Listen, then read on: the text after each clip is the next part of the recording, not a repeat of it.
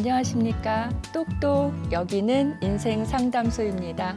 오늘도 어르신들과 함께 상담 나눴던 사례를 통해서 어르신들의 심리, 또 어르신들의 고민, 생활하시는 모습들을 함께 이야기 나눠보고자 합니다. 요즘 주변에서 보시면 여럿이 함께 사시는 가구보다는 어르신들이 혼자 사시는 가정 많이 보실 수 있죠. 이렇게 인구가 고령사회로 접어들면서 노인 숫자만 많아지신 게 아니고 독거노인 숫자가 워낙 많아지셔서 그래서 독거노인들을 위한 여러 가지 대책이나 지원 사업들이 시도별로 진행이 되고 있어요. 어떤 시도에서는 독거노인들을 대상으로 우울증 선별 검사를 하는 시도도 있었고요. 또 독거노인들한테 이런 선물 박스 같은 걸 하나씩 보내드렸는데 그 박스 안에는 현관에 우리가 장착할 수 있는 센서 등이라든가 아니면 어르신들이 필요할 때 사용하실 수 있는 후레쉬라든가 이런 것들 필요한 부분들이 들어 있었고요. 또 어느 시에서는 독거노인이 혼자 사시다 보니까 가스레인지에 불을 켜놓고 잊으신 채로 계시는 경우가 많아서 그 타이머라고 하죠. 몇 분 지나면 자동으로 꺼지게 되는 그런 타이머를 독거노인 가구에 무료로 설치도 해드렸대요. 그리고 얼마 전에 설 명절에는 왜 우리가 복주머니를 달아놓으면 집에 복이 들어온다고 하잖아요. 그래서 시에서 독거노인 댁에 큰 복주머니를 하나씩 다 들여서 달아드리는 그런 사업들도 진행했다고 합니다. 이런 모습들을 보면서 우리가 느끼셨겠지만 독거 어르신들이 숫자도 많아지시면서 그 어르신들이 생활하시는데 참 어려움이 많으신 것 같아요. 그래서 오늘 준비한 사례는 첫 번째 사례는 독거 어르신 대상으로 하는 범죄가 점점 늘고 있어서 독거 어르신 대상의 어떤 범죄와 관련된 학대와 관련된 사례이고요. 두 번째 사례는 조금 가벼운 사례로 살을 빼고 싶어요 라고 상담하신 할머니의 사례를 준비했습니다. 먼저 첫 번째 사례 함께 이야기 나눠볼게요. 첫 번째 사례의 할머니는 연세가 75세세요. 75세신데 혼자 살고 계시고 사시는 지역은 농촌 지역이세요. 근데 이 할머님이 원래 어떤 일을 하셨는가 하면 옛날부터 점을 봐주는 일을 하셨어요. 근데 할머님이 점을 워낙 용하게 잘 보신다고 소문이 나서 그 지역에 있는 분들도 점 보러 많이 오시고요. 다른 먼 곳에서도 일부러 할머니를 찾아서 점 보러 오시는 사람들이 그렇게 많았대요. 근데 이 할머니는 가족은 없으시고 혼자 지내시는 분인데 어느 날부터인가 할머니가 혼자 다니시는 게 아니라 웬 남자분하고 같이 다니시더란 얘기예요. 근데 그 남자분은 중년 정도 된 분이래요. 그러니까 남들이 볼 때 할머니의 친구라든가 이렇게는 생각을 안 하겠죠. 그냥 아는 사람인가 이 정도 생각을 했는데 같이 다니시는 경우가 너무 자주 눈에 띄었고요. 이 상담은 그 같은 동네에 사시는 이웃분이 저희한테 상담을 의뢰하셨는데 이웃이 조금 이상하게 생각한 건 워낙 점 봐주는 일을 하시는 분이기 때문에 이렇게 아는 분들이 많을 수는 있는데 할머님이 예전과는 다른 모습이 얼굴 표정이 굉장히 어두워지셨다고 하고요. 그거야 주관적으로 판단할 수도 있는 부분인데 할머님이 술을 입에도 못 대시는 분이래요, 원래. 근데 그 남자분이 같이 다니기 시작하시면서 술을 할머님이 그렇게 드시고 원래 못 드시던 분인데 술을 드시다 보니까 휘청휘청 걸음이 이상할 정도로 그렇게 걸으면서 집으로 들어가시는 모습을 자주 보게 되었다고 저희들이 생각할 땐 좀 이상한 것 같아요. 그러니까 상담센터에서 할머니를 좀 한번 만나서 이야기를 나눠주시면 좋겠습니다 라고 의뢰가 됐어요. 그래서 저희가 시간 정해서 약속을 하고 할머님 댁을 방문을 해봤어요. 역시나 점 봐주는 집의 분위기가 물씬 나는 그런 집이었고요. 할머님은 그때 저희가 갔을 때는 혼자 계셨는데 누워 계셨어요, 방에. 그래서 할머니 어디가 불편하세요? 라고 말씀드렸더니 몸이 좀 안 좋아서 누워 있는 거라고 말씀을 하셨는데 저희가 어렵게 할머니 상담해 드리려고 이렇게 방문했습니다 라고 말씀을 드렸더니 일어나셔서 되어서 그때부터 이야기를 하시는데 속에 담아두셨던 이야기가 굉장히 큰 보따리가 풀어져 나왔습니다. 할머니는 점을 봐주는 일을 하시는 분이어서 다른 사람의 이야기를 주로 들어주는 그런 일들을 하셨잖아요. 그러니까 본인 속에 있는 고민들은 밖으로 표출을 못 하셨던 거예요. 왜냐하면 그 얘기를 이웃 사람들에게도 할라 치면 사람들이 이렇게 생각할까 봐. 아니 본인 앞가림도 못하면서 남의 운세는 어떻게 봐줘요? 이런 얘기 들으실까 봐 본인 속상한 일 있으셔도 그냥 혼자 견뎌내셨지 이걸 누구한테든 하소연을 못 하셨던 거죠. 근데 이제 저희는 그런 역할을 하는 상담센터에서 왔다고 하니까 할머니가 이제는 좀 얘기를 해도 되겠구나 하고 이야기를 하세요. 그 같이 다니셨다는 남자분은 처음에 이 할머님 댁에 점 보러 왔어요 하고 들어왔대요. 그래서 할머님은 점 보러 온 사람인 줄 알고 점을 봐줬다고 하죠. 점을 봐줬는데 이 남자분이 왜 한 번 점 보면 가시잖아요. 근데 갔다가 또 방문을 했대요. 그러면서 한 번 얼굴을 익힌 사이기 때문에 좀 친한 느낌을 받으면서 이런저런 이야기를 할머니랑 나누셨다고 해요. 근데 할머니랑 그냥 이야기를 나누는 그런 분위기가 아니고 할머님이 그때는 그렇게 못 느끼셨는데 지금에 와서 되돌이켜서 생각을 해보시니까 이것저것 나에 대해서 많이 물어봤어요. 이렇게 얘기를 해요. 그런데 할머니는 가족들과도 같이 살지 않으시고 오랫동안 혼자 사시면서 오랫동안 그 일만 해오셨기 때문에 굉장히 많이 외로움을 타시는 분이고요. 정에 굶주려 있으신 분이에요. 근데 누군가가 이렇게 따뜻하게 방문해서 그냥 점 보러 온 일로서 만나는 사람이 아니고 할머니에 대해서 이렇게 다정한 느낌을 주니까 이 분에게 마음을 점점 주게 된 거예요. 그래서 이 남자분이 처음에는 점 보러 왔다고 하고 그 다음에는 뭐 물어볼 게 있다고 왔다고 하고 이렇게 한 번, 두 번 오기 시작하다가 지금은 그 집에서 눌러 살고 있대요. 그래서 할머니하고 지금은 가족처럼 그렇게 지내신다고 합니다. 그래서 할머니 그러면 어떻게 됐든 간에 할머니 혼자 지내셨다가 지금 가족이 생기셨으니까 좀 행복하시고 표정이 좀 밝아지실 거라고 생각했는데 할머니 표정이 좀 어두우세요 라고 질문 드렸더니 저 지금 행복하지 않아요 이렇게 대답을 하셨어요. 그래서 할머니 뭐가 제일 힘드세요? 라고 질문을 드렸더니 이 남자분이 이제 할머니가 처음에는 정도 느끼고 외로움도 달래줄 수 있고 하니까 밥도 해주고 또 용돈도 주고 할머니가 이분한테 많이 베푼 거예요. 근데 할머니가 워낙 정이 많으시고 이 베풀 수 있는 상대가 그동안 없으셨어요. 그래서 저희도 그걸 느꼈던 게 저희는 상담을 해드리러 간 사람들이죠. 일로서 간 사람들인데 저희를 보고 몇 마디 얘기를 나누시다가 저한테 그러셨어요. 무슨 옷을 하나 사줄까? 그러니까 할머니의 성향을 아시겠죠. 얼마나 정에 굶주리셨으면 따뜻하게 이렇게 대화를 나눠드리면 마음을 그냥 훅 주시는 거예요. 그래서 저한테 옷을 사주겠다고 하셔서 아니에요 할머니 저희 그러면 안 돼요. 마음만 받을게 이렇게 말씀을 드렸는데도 가자고. 얘기는 갔다 와서 더 나누고 시장에 가서 내가 옷을 사주마고 이렇게 또 말씀을 하시더라고요. 그래서 그런 말씀을 들으면서 이 남자분에 대해서도 할머니가 좀 정을 느끼기 시작하시면서는 이렇게 옷도 사주고 돈도 주고 뭐도 해주겠다 이렇게 다 베푸는 쪽이셨겠구나 이런 생각이 들었어요. 근데 이 남자분은 처음에는 할머니가 주는 거를 이렇게 받았잖아요.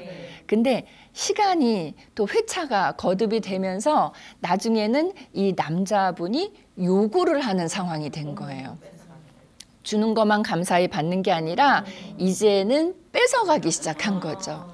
그래서 할머니의 통장을 가지고 통장과 도장을 가지고 은행에 가서 돈을 찾아서 썼어요.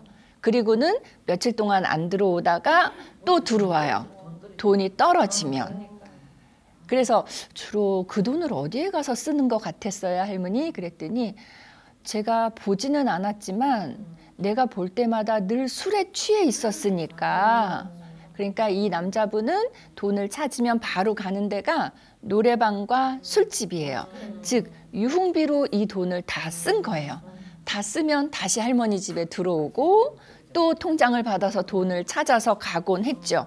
그런데 이 남자가 통장을 갖고 은행에 갔을 때 은행 직원들 생각에는 처음 한 번이 아니라 자꾸 지역사회가 농촌 지역이고 좁다 보니까 이 통장을 갖고 오면 이게 어느 집에 사는 어느 할머니 통장인지 알잖아요. 근데 할머니 이름인데, 즉 여성 이름인데 남자분이 와서 자꾸 돈을 찾아가니까 아, 이거 본인이 아니면 돈 내드릴 수 없습니다. 이렇게 이제 얘기를 한 거예요. 거기까지는 좋았는데 이 남자분이 거기서 멈추지 않았죠. 아, 그래요? 알겠습니다. 그리고 그 다음부터는 할머니를 그 같이 간다는 개념보다 저희가 그 장면을 보니까 앞세워서 가는 거예요. 할머니는 가기 싫으신 거죠. 왜냐하면 내가 가봤자 내 돈 가지고 갈 텐데, 그런데 은행에서 이제 나한테 돈 안 준다고 하니까 같이 가셔야 된다라고 해서 할머니를 앞장 세워서 은행을 가요. 은행을 가고 이 할머니가 은행 창구에 서서 돈을 찾는 거를 바로 뒤에 의자에 앉아서 이렇게 지켜보고 있어요. 왜냐하면 은행 직원들이 본인이 아니면 돈을 못 준다라고 얘기했는데 본인이 왔으니까 돈을 안 줄 이유가 없잖아요. 그래서 돈을 찾으면 은행 문을 딱 나서면서부터 이 남자분이 탁 가로채서 그 길로 갑니다. 그렇게 하고 이제 며칠 있다가 오는 거예요. 근데 할머니도 그동안 이렇게 내가 열심히 어렵게 일을 해서 번 돈이기 때문에 이 돈을 이렇게 너무 허탈하게 뺏기는 거에 대해서 많이 속상하셨겠죠. 그래서 때로는 돈을 주기 싫다는 표현을 처음에는 하셨대요. 하셨는데 이 남자분이 굉장히 무서운 언어적 폭력으로 안 줄 수 없게 그렇게 얘기를 했다고 합니다. 그래서 할머니가 그때 그 생각을 하시면 지금도 다시 눈물이 난다고 하시면서 울먹울먹 하시면서 그 얘기를 하셨어요. 근데 지금 그러면 할머니 통장에 얼마가 남아 있는지 제가 할머니 통장을 한번 봐도 될까요? 해서 할머니가 보여주셨어요. 깜짝 놀랐습니다. 통장에 남아 있는 돈이 76원이에요. 그러니까 다 가져간 거예요. 그러면 제가 생각할 때는 할머니 통장에 돈을 이렇게 다 가져갔다고 하면 이제는 이 집에서 나갈 때도 되지 않았을까? 할머니한테 더 이상 받아갈 수 있는 게 없잖아요. 나갈 텐데 왜 저렇게 안 나가고 있을까? 왜 또 들어오곤 할까라고 할머니한테 여쭤봤더니 할머니 말씀이 그 농촌 지역에 있는 집인데요. 값이 그렇게 크게 나가지는 않아요. 그런데 그 집이 할머니 소유의 집이에요.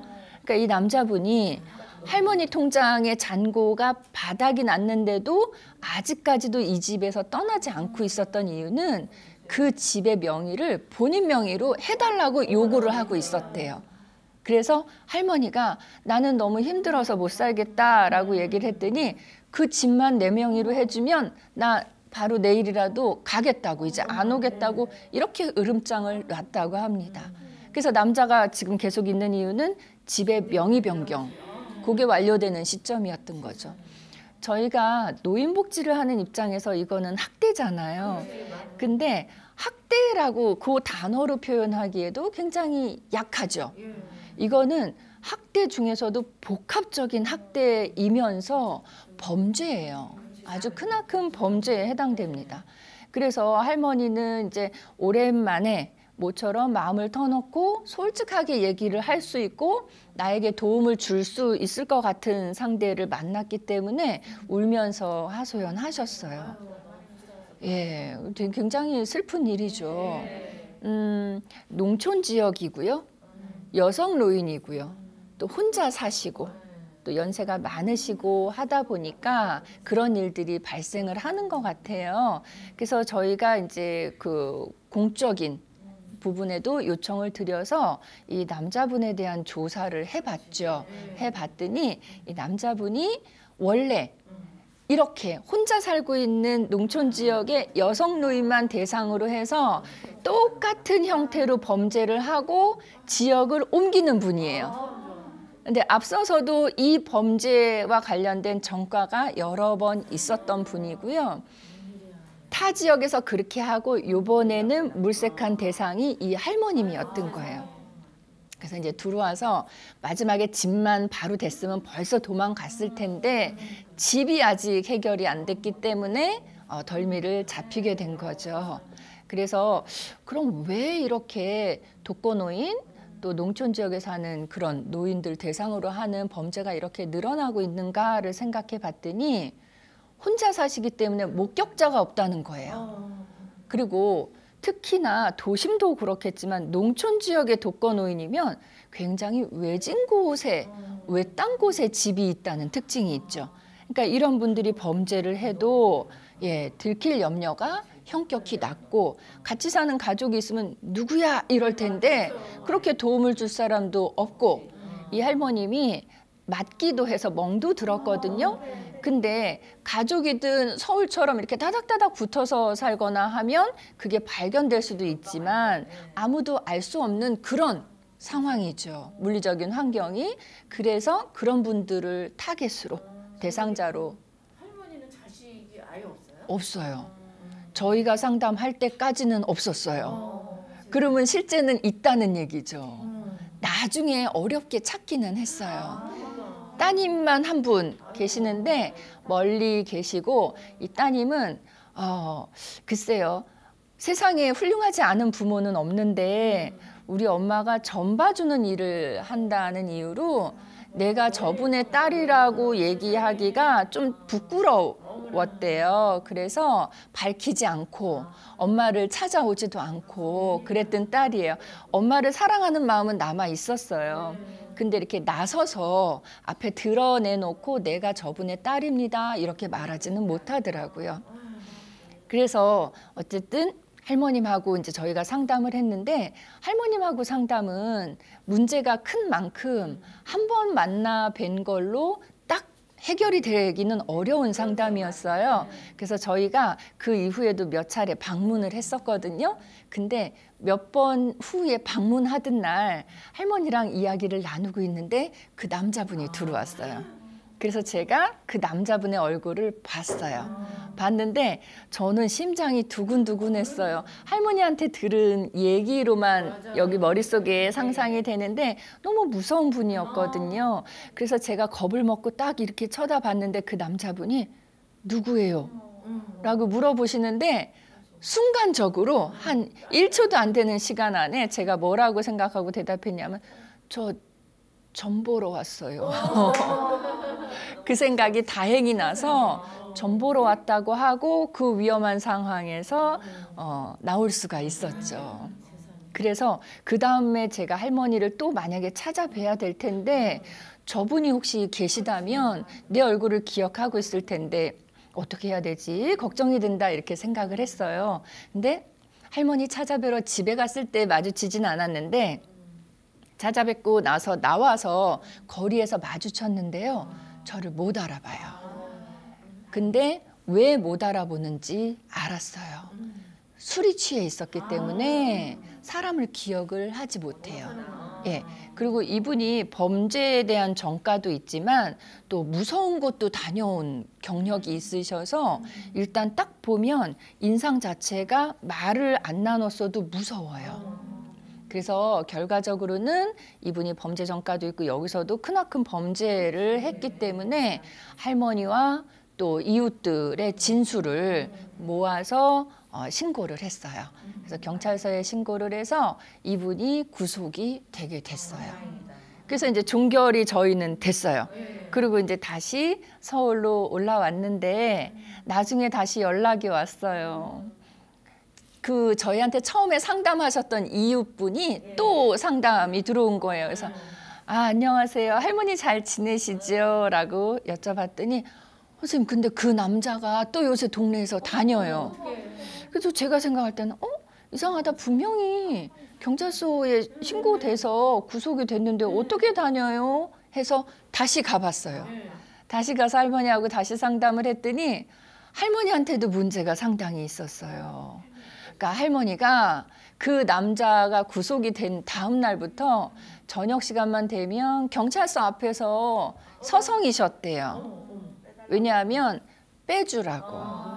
마음이 약하셔서 거기다가 이렇게 구속시켜 놓은 게 영 할머니는 불편하셨던 거예요. 그래서 빼주라고. 그거를 이제 몇 날 며칠을 하시니까 어떻게 해요? 본인이 피해받은 분이 빼주라고 하니까 그래서 이 남자분이 다시 나온 거예요. 그래서 이번에는 좀 안 될 것 같고 워낙 무서울 것 같아서 저희가 경찰서하고 함께 이렇게 얘기를 맞춰서 그쪽으로 가서 체포해 오는 걸로. 왜냐하면 이제 현장을 바로 확인을 하면 또 체포할 수 있으니까 그렇게 하는 걸로 했어요. 그렇게 해서 경찰 대동해서 할머니 집으로 갔죠. 가서 이제 이야기도 나누고 하는데 이 남자분이 들어왔고요. 저희는 좀 몸을 숨기고 있다가 결국은 이제 체포가 되는 상황이었는데 얼마나 그런 쪽으로 경험이랄까 경력이랄까 이게 많았던 분인지 아주 신기할 정도로 도망을 가셔서 그날 결국은 체포가 되기는 했는데 체포되기까지 그 동네의 시장을 왜 영화에서 보면 막 쫓기고 쫓고 하는 추격전 있잖아요. 그렇게 해가지고 결국은 체포를 했습니다. 그리고 이번에는 제가 할머니한테 꼭 약속을 받았어요. 할머니 마음이 좀 쓰이시겠지만 경찰서 앞에 가셔서 저 사람 빼주라고 이런 얘기 하시면 안 돼요. 그렇게 하시면 할머니 그 다음 날부터 또 힘들어지세요. 그리고 할머니만 힘들어지시는 것도 아니고 이분이 할머니한테 그 부분이 해결이 되면 다른 지역에 가서 또 다른 할머니한테도 또 그러실 거거든요. 그러니까 할머니 이번에는 절대 빼주라고 말씀하지 마세요 라고 신신당부하고 그리고 저희 오면 또 할머니가 그렇게 하실 수 있으니까 저희한테 상담 요청하셨던 이웃분께 할머니를 좀 뭐 한 일주일이나 뭐 2주일 정도 특별히 좀 잘 지켜보시고 할머니가 경찰서 가시는 것 같으면 못 가시도록 이렇게 좀 해달라고 당부를 드렸습니다. 그래서 우리 누구도 지금 선생님들하고 저하고 이렇게 같이 이야기를 나누고 있지만 장담할 수가 없어요. 우리는 나는 독거노인 안 될 자신 있다라고 장담 못 하잖아요. 그러니까 독거노인에 대한 문제가 이게 날이 갈수록 심해지고 국가 차원에서도 숙제로 여겨질 수밖에 없어요. 옛날에야 뭐 여러 세대가 같이 살고 했다고 하지만 이제는 두 내외분만 사시다가 노인이 되고 그중에 한 분이 돌아가시면 독거노인이 되는 게 자연스러운 모습이기 때문에 그래서 요즘 그 독거노인에 대한 대책을 어떻게든 마련하는가. 우리도 독거노인이 됐을 때를 한번 생각하시고 대책을 좀 마련을 해야 될 것 같은데요. 그 노인복지가 우리보다 앞서서 필요했던 인근의 일본은 독거노인이 우리보다 더 많거든요. 그래서 일본은 어떻게 이거를 해결하고 있나라고 생각을 해봤어요. 그래서 이제 제가 알아봤더니 일본에도 저출산 문제 그리고 고령화 문제가 우리랑 똑같은데 이게 우리보다 조금 더 앞서서 시작이 됐대요. 그래서 대책을 마련을 한 게 빈집이 그렇게 많아지더라는 거예요. 농촌 지역 같은 데는. 왜냐하면 자녀를 적게 낳다 보니까 귀한 자식이 돼서 얘를 교육시키기 위해서 다 도시로 가니까 농촌 지역에는 빈집이 넘쳐난 거죠. 근데 이제 농촌 지역에도 이렇게 다세대나 아파트 같은 형태들이 있는데 그게 통째로 비게 되더래요. 그래서 일본 정부에서는 거기를 공동체 아파트라고 이름을 붙이고 독거노인들을 다 입주시키신 거예요. 거기다. 그것도 괜찮은 것 같아요. 저는 처음에 어떤 생각을 했냐면 독거노인들이 많아지니까 혼자 사시면 너무 외롭고 뭐 고독사의 위험도 있고 우울증도 생기니까 이렇게 몇 분씩 모아서 같이 살면 좋겠다 한 집에 생각했는데 그 다음에 들은 생각이 이 살아오신 생활이 다 다른데 생각해보세요. 우리가 나중에 독거노인 됐다고 우리 지금 6명이 한 집에 살면 화목하게 잘 살 것 같은데 지금 생각은. 근데 그때 되면 또 아니잖아요. 그래서 그거보다는 공동체 아파트처럼 빈 아파트 한 동을 독거노인들을 다 입주하시게 하는 거예요. 그래서 거기는 중앙 관리 시스템이 잘 되어 있어서요. 매일 아침 10시에 제가 독거노인이라고 하면 그 집 안에 설치되어 있는 버튼을 눌러야 된대요. 누르면 1층의 관리실에서 그게 벨이 울리는 거예요. 아, 그러면 뭐 505호에 사는 할머니는 오케이 이렇게 되는 거예요. 근데 만약에 10시라고 정해진 시간에 제가 벨을 누르지 않았죠? 그럼 관리인이 바로 5분도 안 돼서 달려 올라오는 거예요. 그러면 고독사의 문제는 최소한 해결이 되고, 그리고 고독사뿐만이 아니라 내가 아침마다 어딘가 연락을 줘야 된다는 어떤 책임이나 의무감이 생기니까 그런 시스템도 괜찮을 것 같아요. 그리고 원래는 독거 노인을 위한 아파트가 아니었기 때문에 그 아파트 구조가 노인이 생활하시기에 좀 불편할 수도 있잖아요. 그럼 예를 들어 제가 휠체어를 타는 할머니다 그러면 집 안에서 휠체어를 타고 화장실도 가고 주방도 가고 할 수 있으려면 문도 좀 넓히고 턱도 다 없애고 해야 되잖아요. 그런 수리 비용은 정부에서 다 지원을 해준대요. 그러니까 정부에서 돈이 조금 들 수는 있지만 그 많은 독거노인에 대한 대책을 마련할 때 드는 비용보다는 이게 훨씬 더 저렴하고 복지적인 효과도 훨씬 더 좋을 거라고 생각이 듭니다. 그래서 첫 번째 사례에서는 우리 그 독거노인들에 대한 이야기를 해봤는데 혹시 궁금한 점 있으시면 질문하시면 제가 답변해 드리겠습니다. 그 할머니요, 혼자 사신 그 전보시는 할머니 그 따님이 한 분 계신다 그랬잖아요. 네. 그 따님은 엄마가 그런 지경에 처했는데 같이 살 생각, 뭐 모시고 살 생각은 전혀 없었는지 전 그게 진짜 궁금하네요. 그렇죠. 예. 저희가 개인적으로는 따님을 찾기 어려웠고요. 관공서에 의뢰를 해서 따님이 한 분 있다는 거를 알게 돼서 연락을 취했어요. 근데 저희가 원래 그런 식으로 연락을 취하면 뭐 오랜 기간 동안 왕래를 안 했던 자녀분들은 그 연락을 받지 않거나 저희의 요청을 수락하지 않거든요. 근데 이 따님은 저희를 흔쾌히 만났어요. 그래서 얘기를 나눠봤더니 어머님에 대한 애정은 있어요. 근데 아까 말씀드린 대로 앞에 나서기가 좀 꺼려지는 부분이었어요. 그래서 어머님하고 연락을 안 하고 지낸 지 너무 오래돼서 어머님이 이렇게 힘겹게 지금 학대를 받고 있는지는 몰라서 제가 그 말씀을 드렸고, 이제는 본인이 사람들이 많은 시간대가 꼭 아니어도 괜찮으니까 어머님을 자주 찾아뵙겠다고 이렇게 말씀드리고 어머님하고 휴대폰 번호도 교류를 했어요. 그럼요. 그래서 할머님이 저희가 처음 상담하러 방문했을 때 이렇게 등 돌리고 누워 계셨거든요. 편찮으셔서.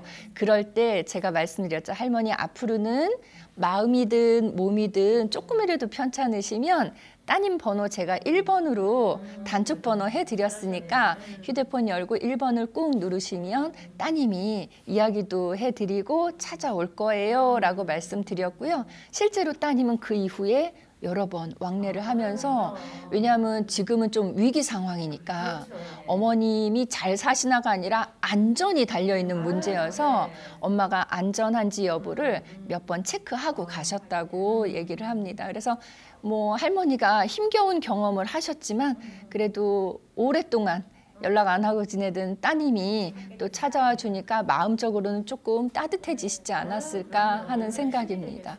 예. 그래서 첫 번째 사례는 독거노인의 사례이면서 또 독거노인을 대상으로 하는 그런 범죄에 대한 그런 사례를 이야기 나눠봤습니다. 우리가 나중에 노년기가 됐을 때 나 스스로를 어떻게 관리하면 좋을지에 대해서 한번 좀 생각해 보게 하는 그런 사례였던 것 같습니다.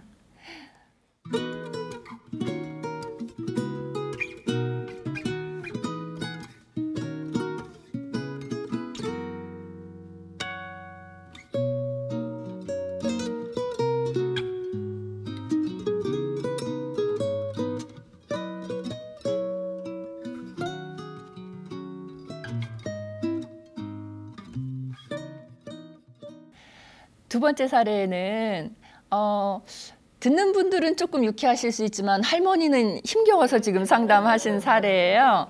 할머님이 살을 빼고 싶어요 라고 상담을 하셨어요. 근데 제가 할머니라고 말씀드렸지만 연세는 61세예요. 그러면 할머니 아니시죠? 할머니라고 얘기하면 혼날 것 같은 분이시죠. 그리고 실제로 외모를 봬도 할머니 같지 않아요. 61세 되신 분들은 그냥 뭐 저희하고 크게 다르지 않거든요.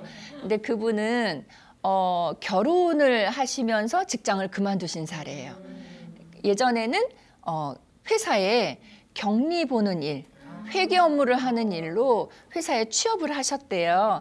근데 거기서 열심히 일을 하다 보니까 회사의 다른 남자 직원분이 할머니가 마음에 들었던 거예요. 그래서 대시를 하시고 두 분이 사귀시다가 그렇게 결혼을 하셨대요.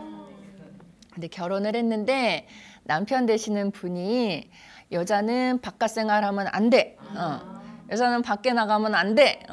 뭐 친구 만나도 안 돼. 그것도 안 돼. 이렇게 한 거예요. 굉장히 위압적인 분이었다고 해요. 그러다 보니까 이분이 했던 거는 결혼과 동시에 직장은 그만두고 그다음에 남편 뒷바라지 그리고 아이들 키우는 일 그리고 가사 일 이런 것들만 계속 한 거예요. 근데 원래 활동적인 분이거든요. 근데 활동적인 분이 집에만 갇혀 있다 보니까 스트레스가 계속 쌓이는 거예요. 근데 이 스트레스는 계속 쌓이는데 발산이 안 되니까 할머니 나름대로 스트레스를 풀긴 풀어야 되니까 풀었던 방법이 드시는 거였대요. 내가 집안에서 할 수 있는 일을 찾아야 되니까 먹는 걸로 스트레스를 푸셨던 거죠. 그러다 보니까 살이 찌죠. 근데 이 할머니는 이 시각적인 거, 보여지는 거, 또 나의 외모 이거에 상당히 관심이 많은 분이고요. 물론 사람마다 다 다르겠지만 할머니는 내가 예뻐 보이는 모습이 됐을 때 행복함을 느껴요. 반대로 내가 예전과 달리 살찐 모습을 보일 때는 불행하다고 생각을 하시는 분이에요. 이 할머니가 처음에 결혼을 하려고 시댁에 인사드리러 갔을 때 그때 옛날에는 그러셨대요. 시댁에 누가 그 새 신부가 인사하러 온다라고 하면 동네 분들이 구경하러 다 모이셨대요. 그래서 동네 분들이 다 구경하러 오셨는데 그랬대요. 이 할머니가 굉장히 말랐었기 때문에 그 시어머님한테 그랬대요. 이웃분들이. 아우 시어머니가 저렇게 말랐으면 며느리라도 좀 튼실한 사람을 어찌 어떻게 저렇게 빼짝 마른 사람을 구했어 라고 하면서 아니 며느리랑 시어머니랑 둘이 저렇게 빈약해서 어떡해 라고 얘기를 할 정도로 왜 우리 그런 표현 쓰죠. 바람만 불면 날아갈 것 같다. 그런 분이었대요. 근데 아까 말씀드린 그 스트레스 해소로 계속 드시다 보니까 살이 결혼 전에 비해서 무려 30kg가 쪘대요. 그러니까 다른 사람이 되어 있는 거죠. 그러니까 이 할머니는 거울을 볼 때마다 내가 살이 많이 쪘구나라고 느끼는 거 이상으로 불행하다 이렇게 생각을 하신 거예요. 그래서 살을 빼야 되겠다 마음을 먹고 빼는 노력들도 여러 번 하셨어요. 근데 살 빼는 노력도 결국은 집 안에서 하시는 건데 할머니가 집 안에서 뭐 운동이라든가 이런 걸로 하시지 않고 그냥 굶는 거, 안 먹는 걸로만 살을 좀 빼셨대요. 근데 의지가 굉장히 강한 할머니세요. 그래서 살을 10kg나 빼셨어요. 10kg 빠진 나의 모습을 봤을 때 어떠셨어요? 이랬더니 다른 거 필요 없고 그냥 행복했어요. 그래서 계속 10kg 빠진 걸 유지하면서 더 빼고 싶었는데요. 스트레스라는 게 계속 밀려오더라고요. 그래서 할머니가 10kg를 빼서 조금 행복했는데 그 이후에도 스트레스는 쌓였으니까 그걸 또 해소하려고 또 드시기 시작했대요. 그러니까 스트레스만 없었으면 그냥 계속 뺄 수 있었지만 이 남편분이 친구 만나러 나가는 거 안 된다라고 해서 할머니는 진짜 집 밖에 안 나가시는 분이거든요. 그러다 보니까 살은 계속 찌고 큰 밥 먹고 10kg 뺐다가 다시 찌고 또 큰 밥 먹고 10kg 뺐다가 다시 찌고 이거를 반복하셨는데 우리 흔히 얘기하는 요요가 왔던 거죠. 운동을 한다든가 어떤 활동을 통해서 뺀 게 아니라 즉 건강하게 살을 빼신 게 아니라 급격하게 굶으면서 빼신 거기 때문에 이내 다시 원래 몸무게로 되돌아가곤 했습니다. 그래서 저희한테 상담하실 때는 살 좀 빼고 싶어요 라는 이야기도 했지만 또 하나는 좀 답답해요. 요즘 너무 우울하고 삶이 재미가 없고 삶이 아무 의미가 없는 것 같아요. 낙이 없어요. 이런 말씀을 하셨거든요. 근데 이 할머니에게 아주 좋은 기회가 찾아왔어요. 하루는 음식물 쓰레기를 버리러 밑에 내려갔다가 다시 올라오려고 엘리베이터를 탔는데 할머니와 연배가 비슷한 할머니가 이렇게 잘 차려입고 타시더래요. 그래 봤더니 위쪽에 사시는 위쪽 층수에 사시는 할머니신데 안면은 서로 있으시니까 그래서 연배도 비슷하니까 어디 다녀오세요 하고 인사를 드렸대요. 그랬더니 그 할머님이 일 갔다 와요 이러시더래요. 나랑 나이가 같은 것 같은데 저 할머니 일을 갔다 온대네? 일을 할 수 있는 거야 우리 나이에? 그러니까 이 할머니는 젊었을 때는 일을 하셨지만 지금은 나이가 들어서 나는 일을 할 수 없다. 일을 해야겠다라는 생각은 전혀 해보지를 않았는데 귀가 트이고 눈이 트이더라는 거예요. 어머, 내 나이에도 일을 한다고? 그래서 그 다음에 할머니를 만났을 때 자세하게 물어본 거예요.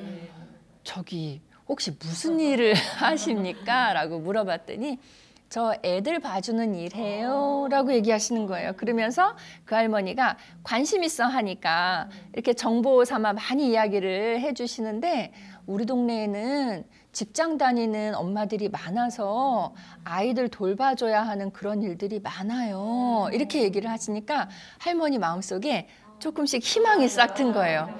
희망이 싹 튼 채로 집에 들어오셔서 이렇게 생각을 하셨대요. 내가 한 번도 해보지 않은 일인데? 라는 생각도 있었고요. 반면은 근데 내가 애들 다 훌륭하게 키웠잖아. 그러면 내가 할 수도 있는 일이다.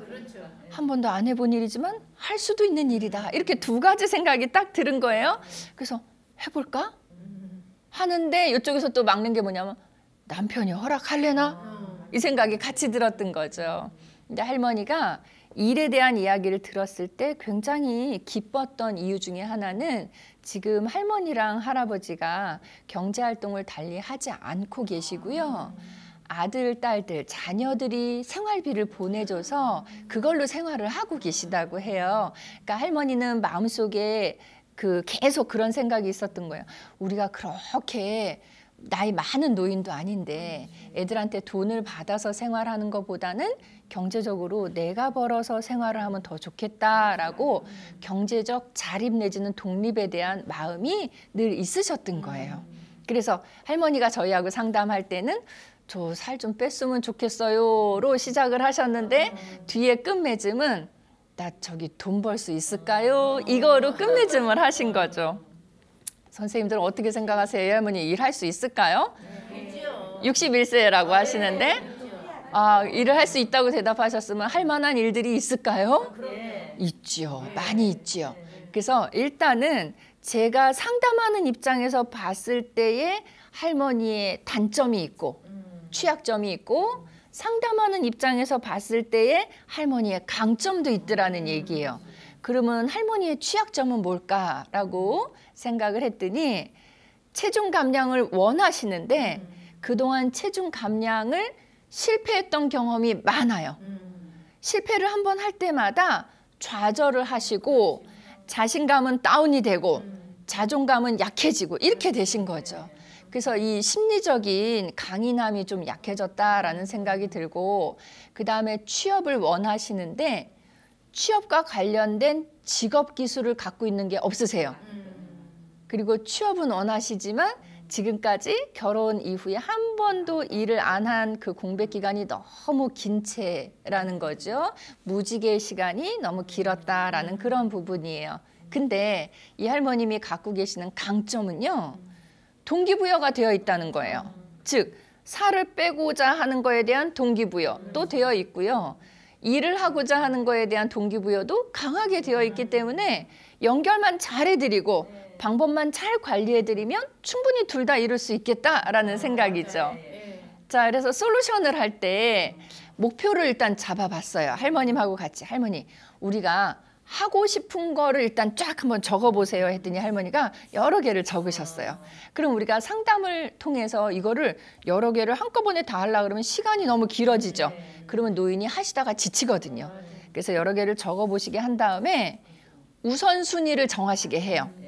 그럼 우선순위를 딱 번호를 1번, 2번, 나 이게 제일 필요해. 1번, 2번 이렇게 번호를 적으시면 그거 중에 1, 2번 또는 많으면 3번까지만 같이 하거든요.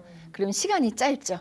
그래서 이제 할머님하고는 2개로 압축을 했습니다. 목표 1번은 체중 감량, 목표 2번은 경제적 자립, 즉 취업, 이렇게 목표를 잡고 진행을 했죠.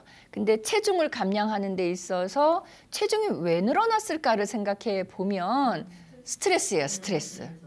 그래서 이제 스트레스를 잘 해소할 수 있는 방법도 우리가 찾아보자라고 얘기를 해서, 만약에 집 밖에 나가는 게 안 되신다라고 하면 집 안에서 스트레스를 해소할 수 있는 방법에 대해서 같이 의논을 해봤어요.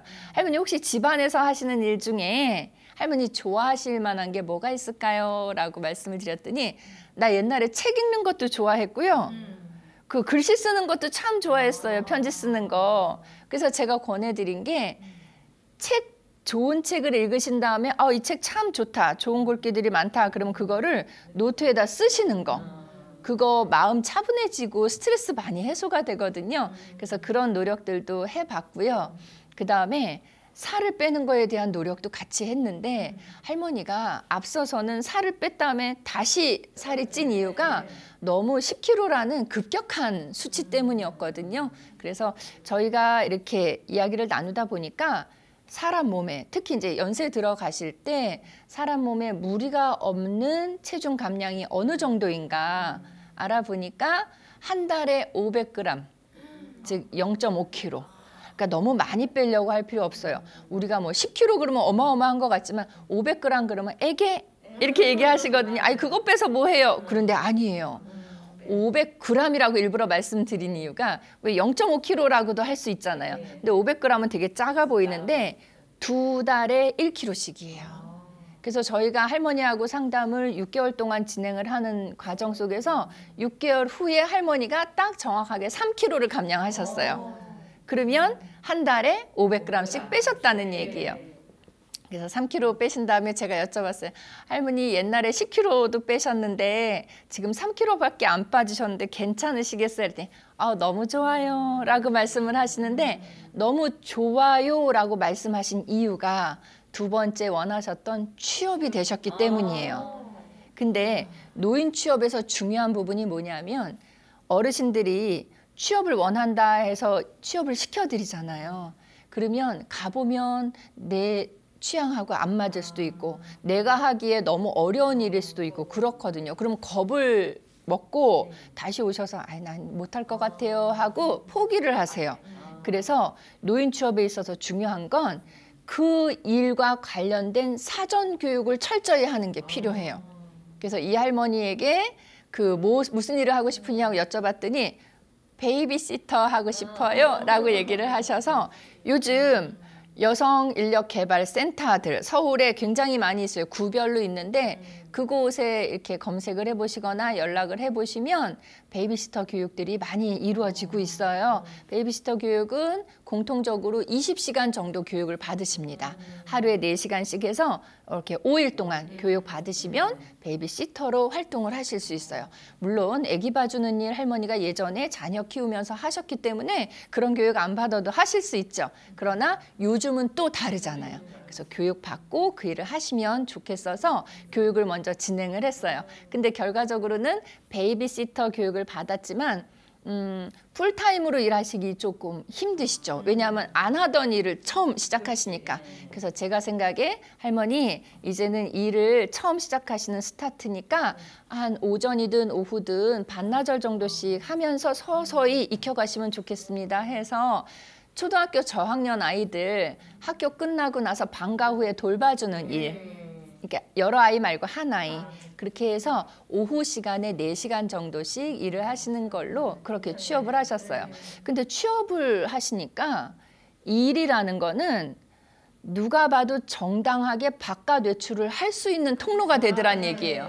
그동안은 할아버지가 친구 만나서 얘기나 하려고 밖에 나가 이렇게 얘기를 하셨는데, 나 일하러 가요 이렇게 얘기를 하시는 거예요. 그러다 보니까 경제적으로도 자립이 되시고 또 체중 감량에도 도움이 되고, 아까 말씀하셨던 삶이 의미가 없어요, 우울해요, 이 기분도 탈피하실 수 있게 돼서 이 할머니 사례는 그렇게 마무리를 졌습니다.